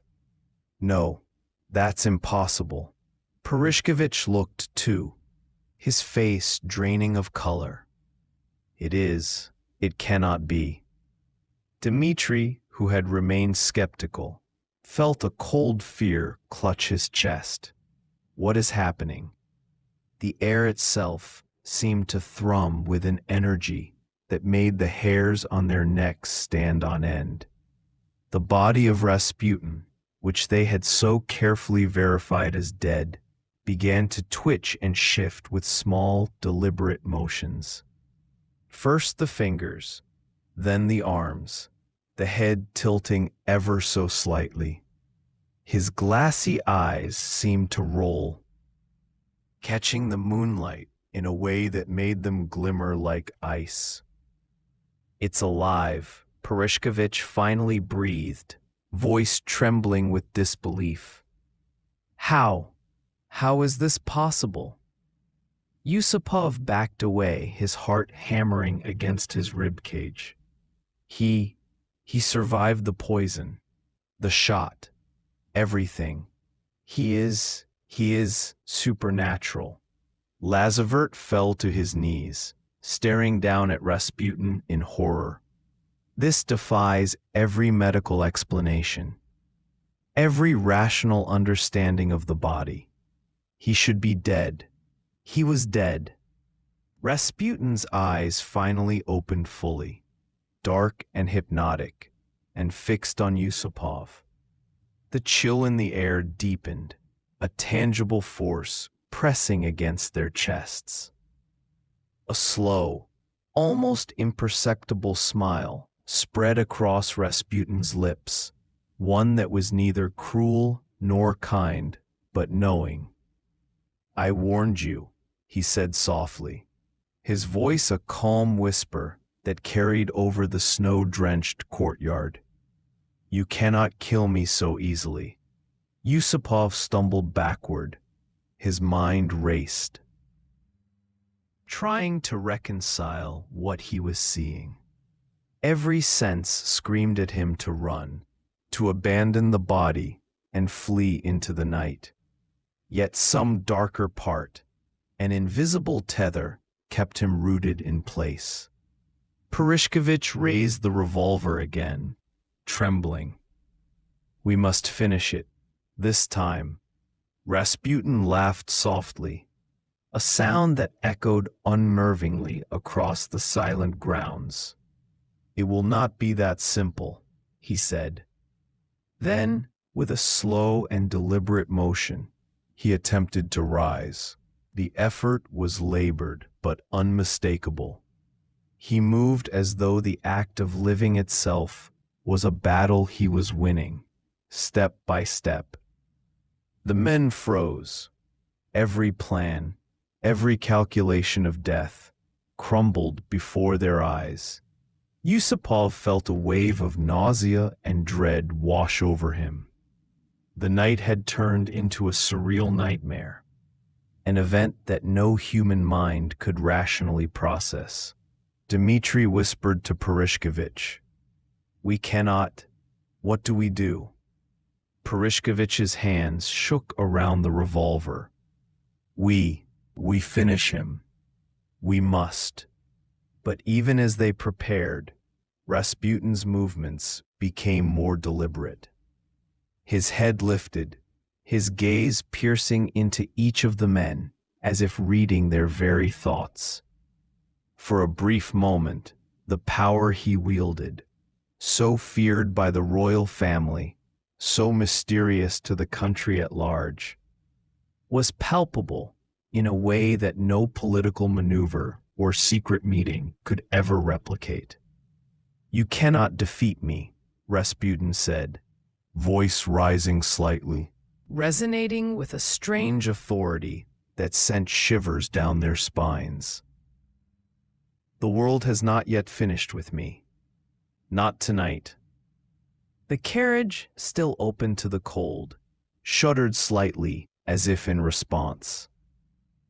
The snow fell silently, each flake a tiny witness to the impossible resurgence. Yusupov finally found his voice. He cannot walk out alive. We must stop him. The realization hit them all at once. The man they believed dead was not only alive, but aware, strong, and utterly unyielding. Every ounce of human certainty, every rational explanation they clung to, disintegrated in that moment. The conspirators, who had thought themselves masters of fate and history, now faced an unthinkable truth. Rasputin was no ordinary man, to blur into an incomprehensible twilight, leaving only the chilling realization that no human hand could guarantee control over destiny, especially when Rasputin himself was involved. Section 11. The Final Struggle. The carriage rocked slightly under the weight of disbelief and terror. Rasputin, who should have been lifeless, now stirred with a force that seemed almost unnatural. His eyes, wide and dark, glimmered with a vitality that the conspirators had only read about in legend, a life force that refused to yield. The winter wind hissed around them, carrying an icy chill that made the night feel alive, almost sentient. Every shadow danced with the hint of his resurgence, every crackle of snow underfoot a warning of what was to come. Purishkevich gripped the revolver with white-knuckled intensity.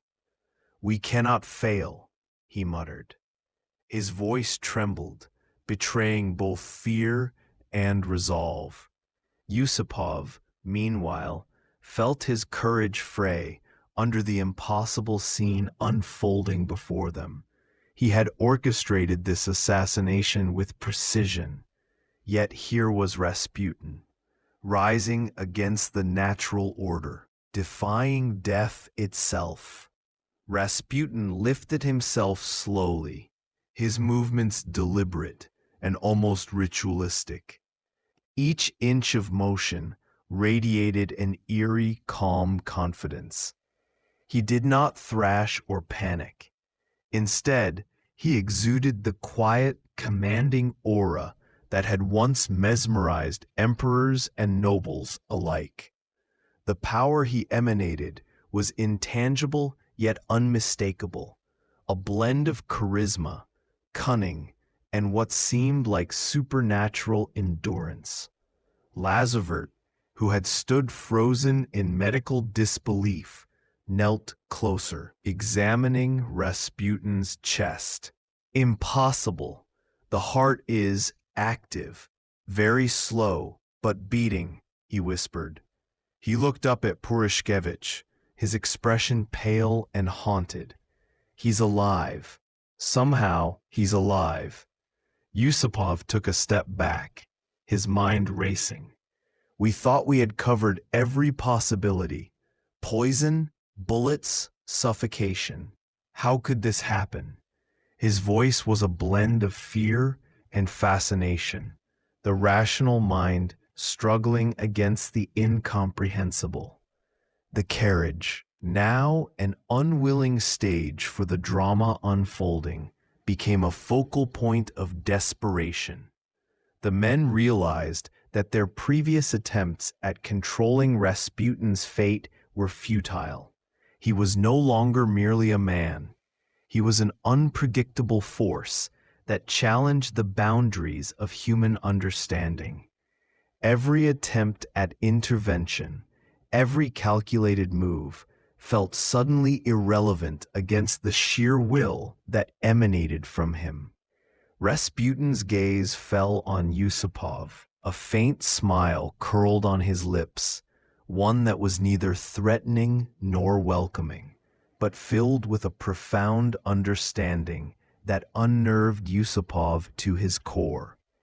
"You thought it was over," Rasputin said quietly, his voice carrying a weight that seemed to echo through the silent winter night.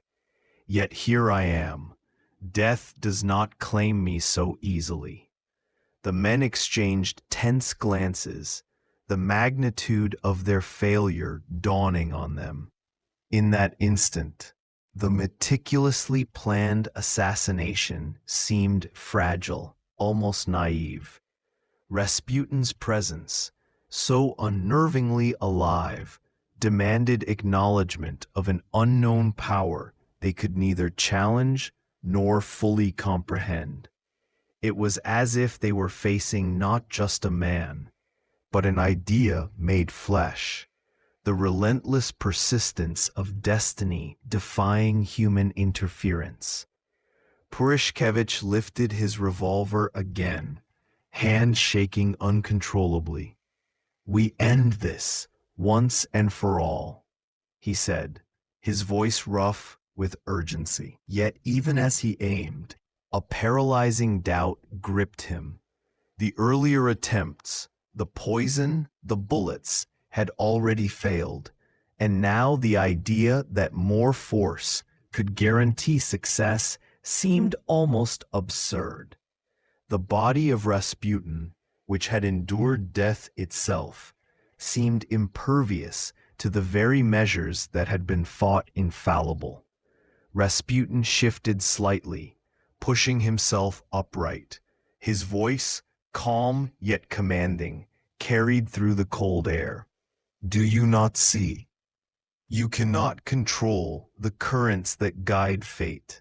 His words, simple yet profound, struck each man with an undeniable weight.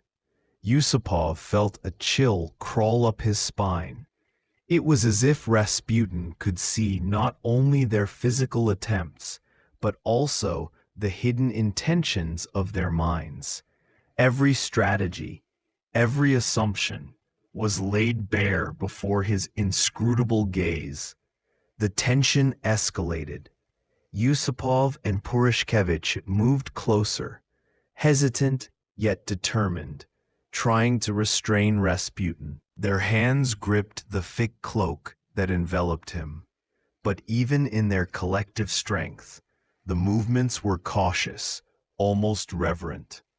There was a recognition, unspoken yet deeply felt, that this was not merely a man resisting. They were contending with something beyond human comprehension, a force that had danced with mortality and emerged with unshakable resolve. Lazavert attempted to intervene, placing a hand on Rasputin's shoulder. "We must calm him," he said, reasoning that the struggle was as much psychological as physical. Yet the moment their hands touched him, a sudden shiver ran through their bodies, as though Rasputin's presence carried an energy that extended beyond flesh and bone. It was not threatening in a conventional sense, but it was undeniably commanding, a silent assertion of dominance that neither man could resist entirely. Rasputin's eyes moved from Yusupov to Purishkevich, and finally to Lazavert, capturing each gaze in turn.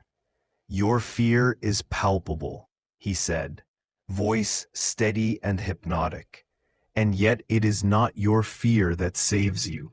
It is the understanding that you cannot conquer what is beyond you." His statement hung in the air like a tangible force, pressing against the minds of those who listened. Each syllable resonated, echoing against the walls of the carriage and deep into their consciousness. The night seemed to pause, holding its breath. Snow fell silently around the carriage, each flake landing as if to witness the impossible. Rasputin's strength, his presence, and his enigmatic calmness left the men paralyzed in awe and terror. They realized, perhaps for the first time, that their understanding of mortality, power, and human limitation was incomplete. In the flickering candlelight, Rasputin's form appeared almost otherworldly, a shadow suspended between life and death, history and myth. Purishkevich, finally finding a semblance of resolve, attempted to restrain Rasputin fully. The struggle that followed was both physical and symbolic, an epic confrontation not just of bodies, but of wills. Every effort to dominate him felt like wrestling with fate itself, each movement a test of human limitation against a force that had already defied every expectation of finality. At last, with a combination of sheer force, desperate coordination, and the bitter cold that slowed Rasputin's movements, they managed to contain him. He lay sprawled across the carriage, panting, alive but restrained. The realization settled on them. Rasputin's survival was no longer a matter of mystery alone. It was a testament to endurance, willpower, and perhaps something beyond the natural world. The night ended not in victory, but in understanding. They had faced a man who could not be killed in ordinary terms. Presence that blurred the line between life and myth. And as they sat in tense silence, contemplating the long journey ahead, each man knew that history would remember this night, not for what they had done to Rasputin, but for what Rasputin had endured, an almost supernatural survival that defied expectation and reshaped their perception of reality itself. Section 12.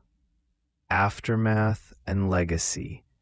The cold winter morning began to creep over St. Petersburg like a tentative whisper, revealing a city still shrouded in tension and rumor. News of Rasputin's attempted assassination, or perhaps, more accurately, the near-impossible survival, had already begun to seep into the consciousness of the elite. By now, the conspirators were acutely aware that what they had done or failed to do was not something that history would record as a simple act of political necessity, but as a chapter in a saga that blurred the lines between myth and reality. Their struggle within the carriage was already being transformed in whispers into legend, a story that would circulate far beyond the immediate circles of the imperial court. Yusupov returned home, his mind a storm of conflicting emotions. He had participated in the strangest and most dangerous night of his life, yet the weight of Rasputin's persistence pressed upon him even now. The act of restraining the man who seemed to defy mortality had left an indelible mark. The echoes of Rasputin's calm, commanding voice haunted him. Even in sleep, Yusupov dreamt of the cold carriage, the shadowed figure, and the impossibly dark eyes that had stared into his very soul. Purishkevich, though outwardly composed, struggled with a different burden, the knowledge that Rasputin's survival was not merely a matter of physical resilience. There was a spiritual or psychological element that could not be measured, quantified, or fully understood. He wondered if their actions had even mattered at all, if the conspirators had been dancing in a theater of illusion rather than in the world of tangible consequences. In the public eye, Rasputin remained the enigmatic figure, the holy man, the healer, and the manipulator all at once. But to the conspirators, he was now something far more complex, a living paradox, almost a symbol of defiance itself. The palace, usually alive with the rigid rituals of court life, was filled with an undercurrent of nervous energy. The imperial family, who had placed faith in the conspirators' efforts, could not have imagined the night's chaos. Rumors had already begun to circulate of Rasputin's remarkable survival, and while the general public would only hear fragments and speculations, those close to the throne felt the tension acutely. The uncertainty surrounding Rasputin's fate fueled paranoia, suspicion, and a creeping fear that their influence, once so absolute, was now tenuous and vulnerable. Historians later would dissect the night with meticulous detail, attempting to understand the extraordinary circumstances and the events that led to Rasputin's ultimate demise. They would examine the forensic accounts, the testimonies of the conspirators, and the peculiar nature of his survival. Yet even the most precise records could not capture the full measure of what had transpired. The sense that Rasputin's life had become more than a biography, more than a series of mortal events. He had transformed into legend while still breathing, embodying the inexplicable, the uncanny, and the almost supernatural. In the aftermath, the conspirators faced practical consequences as well. Yusupov's social standing was both enhanced and endangered by his involvement. He had acted to protect the monarchy, yet the audacity of his participation and the bizarre nature of Rasputin's survival created an aura of fear and suspicion. Purishkevich's political maneuvers were similarly complicated. He had hoped to control the narrative, yet the uncertainty surrounding Rasputin's resilience undermined that control. They had acted decisively, yet the very decisiveness had revealed the limits of human intervention against a force they could not comprehend. The legend of Rasputin grew in the immediate years following the assassination attempt. Tales of his survival spread rapidly, mixing fact and myth in equal measure. Some claimed he had been poisoned, shot, and drowned, yet lived through a combination of mystic power and sheer will. Others suggested that his eyes held a hypnotic command, that his presence alone could bend the intentions of men. These accounts, circulating in newspapers, letters, and personal testimonies, amplified his reputation, ensuring that he would not simply vanish from memory, even in death. In the minds of the public, Rasputin's life became a narrative of almost mythical endurance. For the conspirators, the psychological burden was immense. They had survived a night that defied logic, a night in which their careful calculations had failed against a reality that could not be predicted. Even months later, Yusupov and Purishkevich would find themselves revisiting every detail, analyzing every choice, and asking themselves the same haunting questions. How could a man withstand so much and still rise? What force, natural or supernatural, had allowed him to resist death itself? And, most terrifying of all, what did it mean for those who believed they could control destiny itself? Rasputin's legacy, paradoxically, extended beyond his own life and the immediate danger he posed. He became a symbol of the limits of human authority, a living testament to the idea that some forces cannot be conquered by mere human will. The conspirators' efforts, while ultimately succeeding in ending his life, could not erase the awe and fear inspired by the night of his survival. Historians, political analysts, and writers would all recognize the night as pivotal, not only in the story of Rasputin himself, but in the broader narrative of the Russian monarchy, a monarchy teetering on the brink of collapse. The psychological resonance of the events lingered in the fabric of Russian society. People who had not witnessed the night firsthand could feel its impact through rumors, anecdotal accounts, and the pervasive aura of mystery surrounding Rasputin. His story became emblematic of the tension between mortal action and the unpredictable forces that shape history.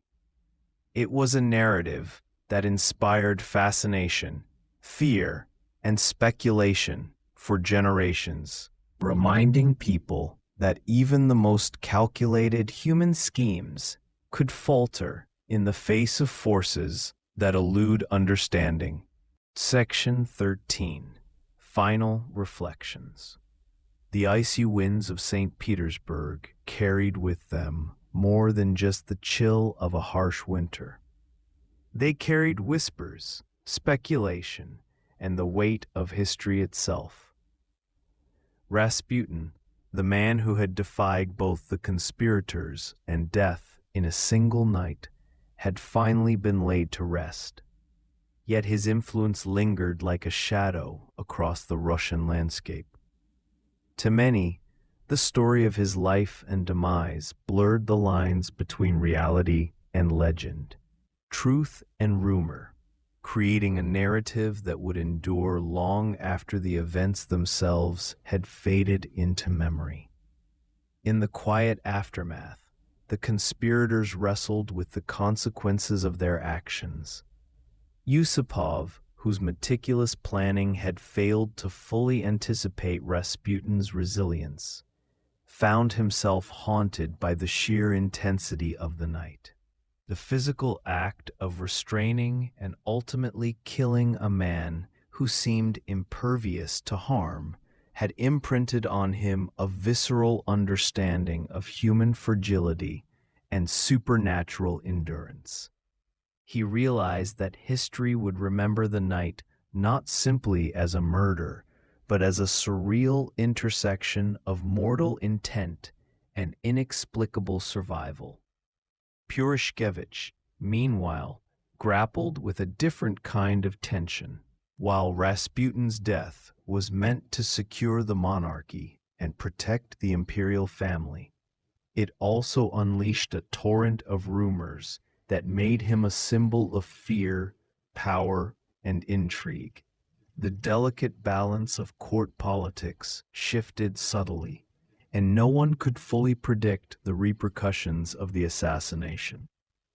What they had believed would be a decisive act of control became a complex narrative in which the lines of morality, legend, and politics intertwined endlessly. Across the city, the Russian public was captivated by tales of Rasputin's final hours. stories emerged that were almost impossible to believe, that he had survived poison, bullets, and even drowning, only to succumb at the hands of human determination. These accounts, mixing fact and legend, circulated rapidly, fueling imaginations and inspiring both fear and fascination. In cafes, markets, and salons, people spoke in hushed tones of the holy man whose life had seemed protected by forces beyond comprehension. Rasputin became a symbol not only of mysticism, but also of the limits of human understanding. The legacy of Rasputin extended far beyond the night of his death. For historians, his story provides a lens through which to examine the complexities of early 20th century Russia, a nation teetering on the edge of monumental change. His life and the circumstances of his assassination illustrate the intersection of personal influence, political power, and cultural perception. He was both a man and a myth, a figure whose existence challenged assumptions about fate, mortality, and the unseen forces that shape history. For the conspirators, the experience of that night became a personal and psychological crucible. The memory of Rasputin's calm defiance, his almost inhuman resilience, and the intensity of the struggle left an indelible mark on their psyches. They had entered into an act of violence they believed would be rational and controlled, yet they had been confronted with an almost spectral force, a reminder that life often escapes the boundaries of logic and expectation. Their triumph was tempered by the profound recognition of their own vulnerability and the unpredictable nature of human fate. The imperial family, though temporarily relieved, could not ignore the broader implications. The assassination had removed a powerful influence, but it also exposed vulnerabilities within the monarchy itself. Trust, once absolute, had become fragile, and the perception of stability had been replaced by caution and unease. Rasputin's life and death became intertwined with the destiny of the empire, a reminder that the currents of history are often guided by unpredictable and sometimes inexplicable forces. In the years that followed, Rasputin's story continued to captivate the world. Writers, journalists, and scholars examined the accounts of his survival with fascination, trying to separate fact from myth, reality from embellishment. Some interpreted his resilience as evidence of spiritual power, others as a combination of luck, physiology, and human error. Yet all accounts agree on one point: Rasputin's life and death were extraordinary, leaving an enduring impression on those who witnessed it directly and indirectly through the stories passed down. Even today, Rasputin's legacy challenges our understanding of history. He exemplifies the tension between mortal intent and forces that seem beyond comprehension. His story invites reflection on the human desire for control, the limitations of knowledge, and the mysteries that persist in the spaces between documented events and legend. Rasputin's life reminds us that history is not merely a sequence of dates and facts, but a tapestry woven with human perception, myth-making, and the enigmatic resilience of the individual spirit. As we look back on the turbulent events of Rasputin's final hours, the most striking and unforgettable aspect may well be the paradox of his survival. The sense that a single human life, however mortal, could exert such a profound and inexplicable influence over the course of history. He was at once vulnerable and untouchable, mortal and mythic, a man whose story would echo through the centuries as a testament to the mysterious and often unfathomable nature of existence. And perhaps the most interesting truth of all is this: Rasputin's eyes, described by witnesses as impossibly dark and penetrating, were said to hold a power that could unsettle even the bravest men, a gaze that seemed to measure the human soul and defy the finality of death itself. In reflecting on Rasputin's life and the night of his demise, we come to understand that the story of this mystic, healer, and manipulator is more than an episode of Russian history. It is a meditation on the extraordinary possibilities within ordinary life, on the fragility and resilience that coexist in every human being, and on the way a single life can leave an imprint on the world that defies explanation. Rasputin's legend reminds us that history is not only recorded by events, but also shaped by the human capacity to mythologize, to fear, and to marvel at forces beyond understanding. And so, Rasputin's tale, shrouded in mystery, continues to captivate, reminding us that sometimes reality is stranger than fiction, and that the human story is always richer, deeper, and more unpredictable than we dare to imagine.